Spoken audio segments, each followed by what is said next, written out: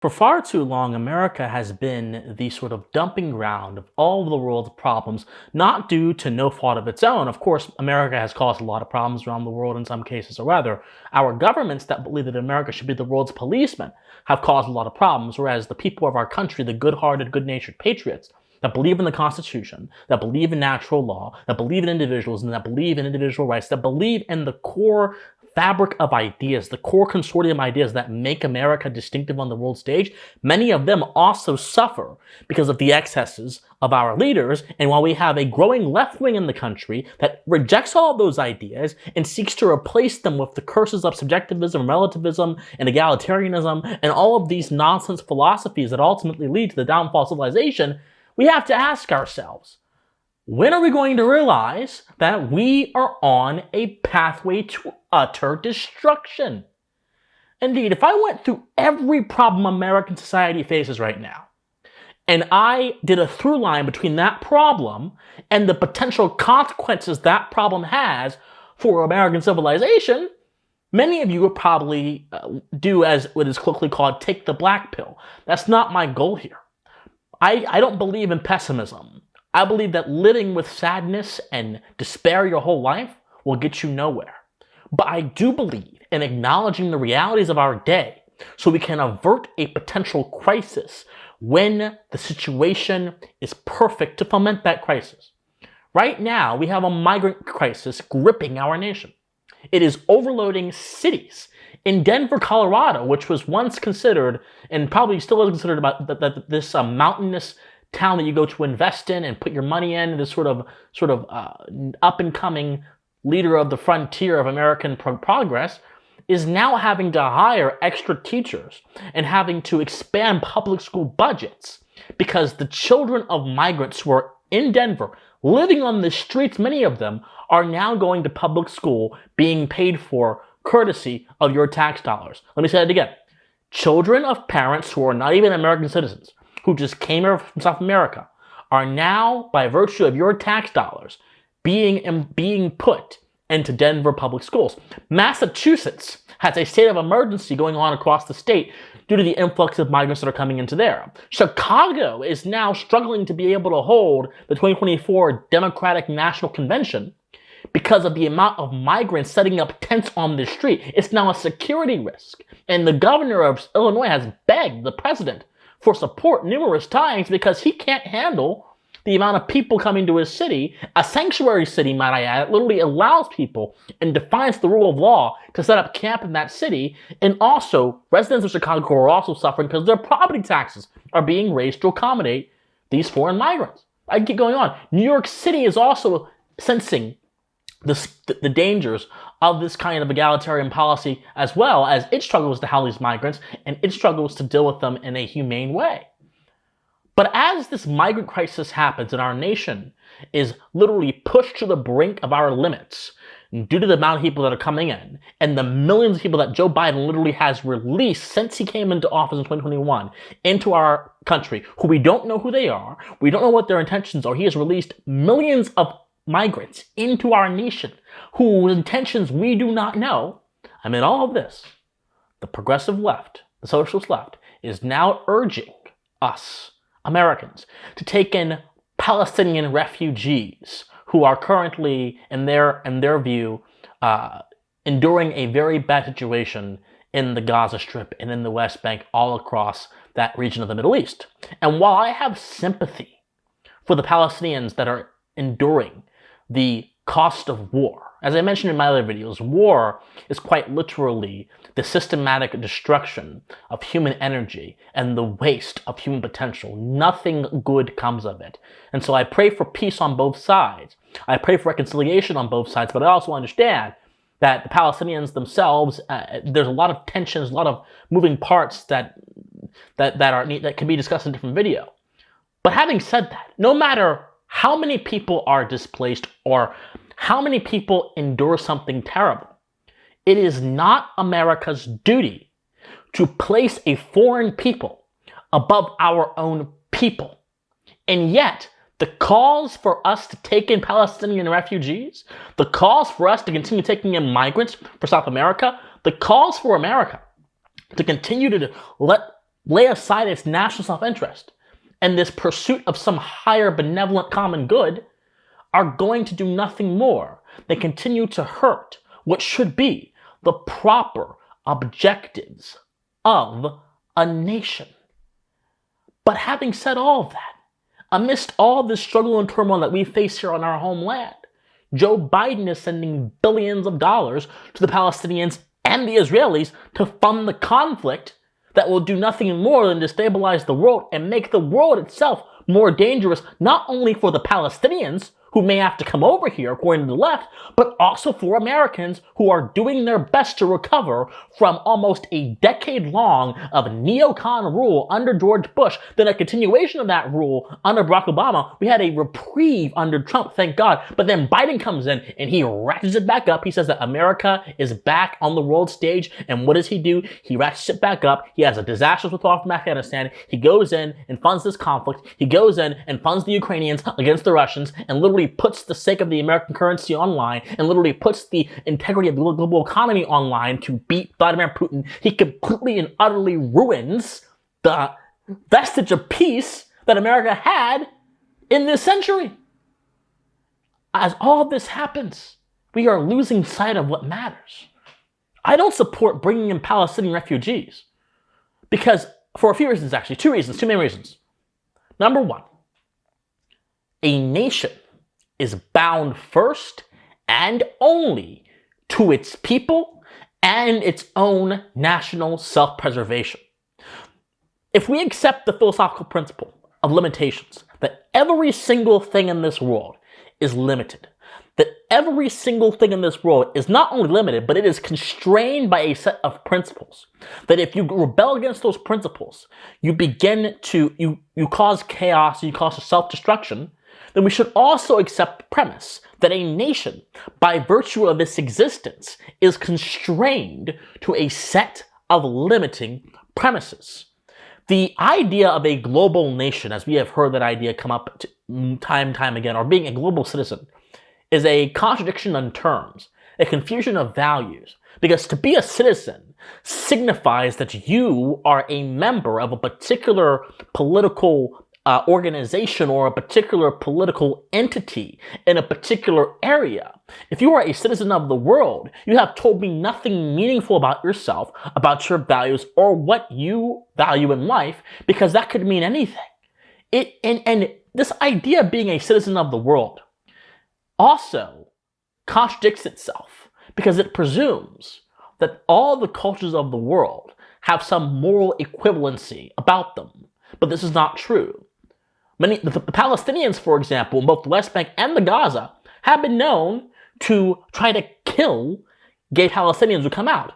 There was a case not long ago where there was a gay Palestinian who fled from the Gaza, West Bank actually, to Israel because everyone in his village in the Palestinian-controlled West Bank wanted to kill him for being homosexual. Unfortunately, he was killed for being homosexual.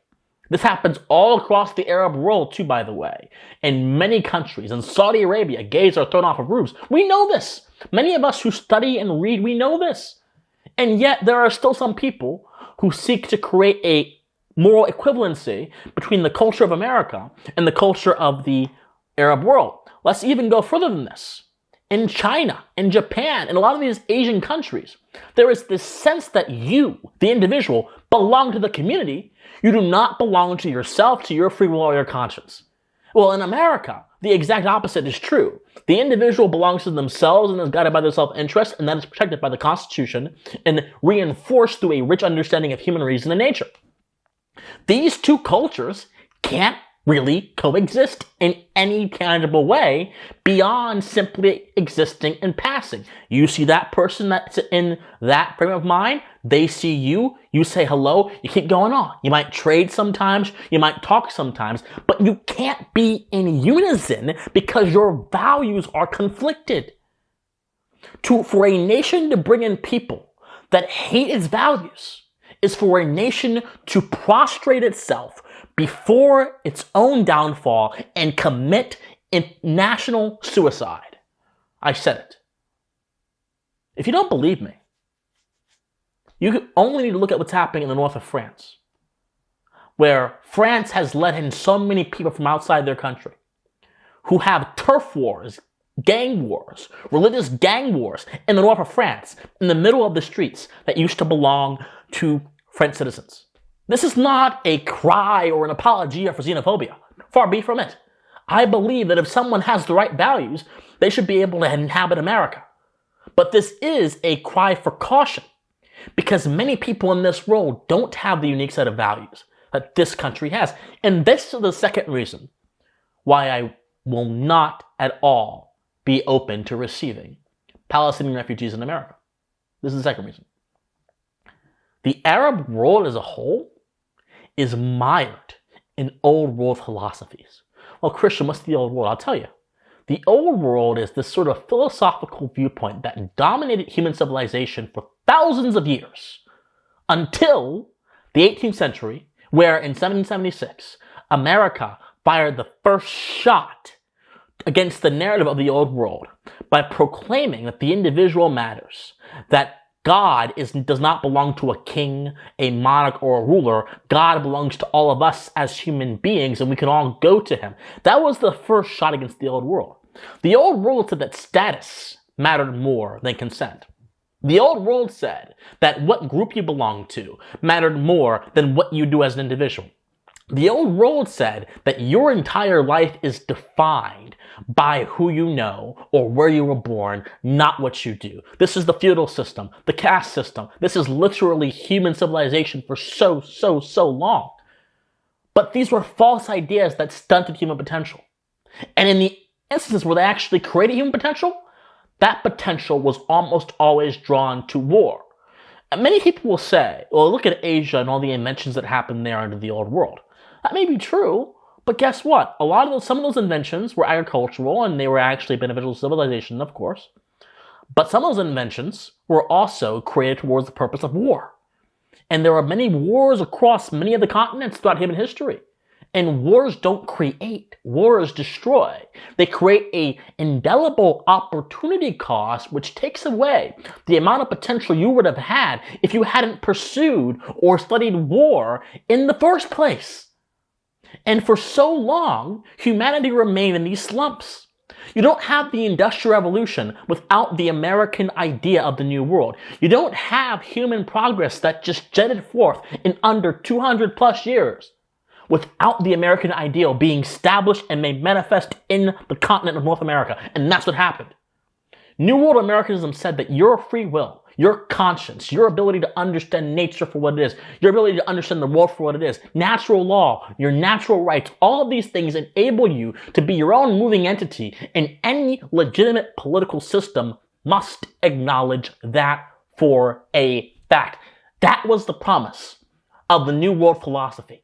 And yet so many Arab countries are still in this mentality where if you have a certain religious belief, if you have a certain status in that society, if you have a certain identity characteristic they don't like, you deserve death or punishment or retribution or something. There's a reason why you have powerful imams in the Arab world that literally will issue fatwas for their enemies, no matter where they are in the world. Look at Salman Rushdie. This author who was critical of Islam had a fatwa issued against him from an established, not a radical, an established Islamic figure in the Arab world for his death. And someone eventually tried to collect him on the thing. They tried to kill him. This is not a civilization that values the individual. This is not a civilization that is in philosophical sync with America. And yet, bringing more of that into our country threatens to undermine what made America unique in the first place. It threatens to undermine all the true progress, not this idea of progress invented by the central planning people in the progressive era, which came from Europe, this Hegelian nonsense. No. True progress that came from individuals identifying their skills for what they were and individuals being self-reliant, that will be undermined by any foreign force which seeks to oppose that. We already have a domestic force opposing that. Progressivism, socialism, Marxism, these all exist and they are corroding American potential. You bring in a foreign force on top of dealing with this migrant crisis, which is a national security crisis, on top of everything else going on, do you really think that we're going to be able to sustain this without taking massive losses. We're already taking massive losses in our society. We're already seeing property taxes raised to house foreign migrants who may not even hold the same value as you and I do. We're already seeing people having to prostrate themselves and bend over backwards to admit that their idea of free egalitarianism, the bleeding heart philosophies that said that you have to help anyone, whatever, regardless of whatever, we're seeing that then have to come back from those ideas and say, you know what, you were wrong. We are seeing so many things happen. And yet some of us just don't want to acknowledge the truth. The truth being that we are in a bad state and we're walking towards the edge of a cliff. And it's my hope and my goal that by understanding what I'm saying, we can stop ourselves before we freewheel off that cliff into a further philosophical abyss than the one we're currently in right now. My friends, I'm not someone who dislikes people from outside of America. In fact, if you want to offer anyone refugee status, it should be all those Coptic Christians in Egypt that are being killed and destroyed by radicals that hate them. It should be the Armenians who are currently going through their own situation right now, the Armenian Christians that are also being genocided. If you really want to have this refugee conversation, we should talk about the people who actually share values that America was built upon. And we should talk about them being able to come over here. People who love this country. People who are philosophical Americans, even if they're not legal Americans. Because being an American is not a citizenship, not a legal designation. Being an American is a philosophical statement of values which defines how you see political order, the nature of reality, and the individual human man. That's what it is to be an American. It's not simply to do things. It's how you see things, how you see the world. That's who we should be offering status for if we're going to offer anyone status. But ultimately, we have to follow a policy of national self-interest. And we have to reject the bleeding heart calls to let more and more people into our already resource-starved country, our already philosophically suffering country. My friends, I'll say this much about that issue as well. I'll say this much. It is important for all of us to understand something very, very, very clear. That the bleeding heart philosophy, the idea that you should have compassion for everyone and that compassion should bleed into action, doesn't acknowledge the limitations of man. You see, man, by virtue of his existence, cannot possibly care about everything and everyone in a substantive way. If we could, we would be limitless creatures with omniscience, with abilities that we as human beings, as mortal men, just don't have. This is why I think Confucius was on something. This is why the idea of universal love is not tenable. You can't love a race of people. You can't love a collective. That's nonsense because love implies a subject-object relationship. Love implies a direct, concrete link between your affection and something else, an object. But when you destroy the subject-object relationship of love, then that nature, when you destroy that by replacing it with this universal benevolence idea, you now have a false image of love that will lead you to conclusions that true love would never take you. And those conclusions are not going to be healthy for you, for civilization, or for society whatsoever. They're going to be destructive as they have been for so long. In the name of love, a welfare state which deprives so many Americans of their self-reliance and of their sort of innovative will was created. And now what do you have? You have runaway single mothers. You have a bunch of things that are causing so much harm to so many communities and that are perpetuating cycles of degeneracy and destitution in certain communities, including communities that I have lived in and that I know about. And what's being done about it? People are not recognizing that there is a philosophy, there is a principle behind every single thing in this world. But if you refuse to be constrained by principles and you prostrate yourself instead to vain fantasies that don't connect with reality, you will always, forever and eternally, reap chaos as a result of your foolishness, as a result of your gullibility. America, don't be gullible. Don't be foolish. Study history. Study philosophy.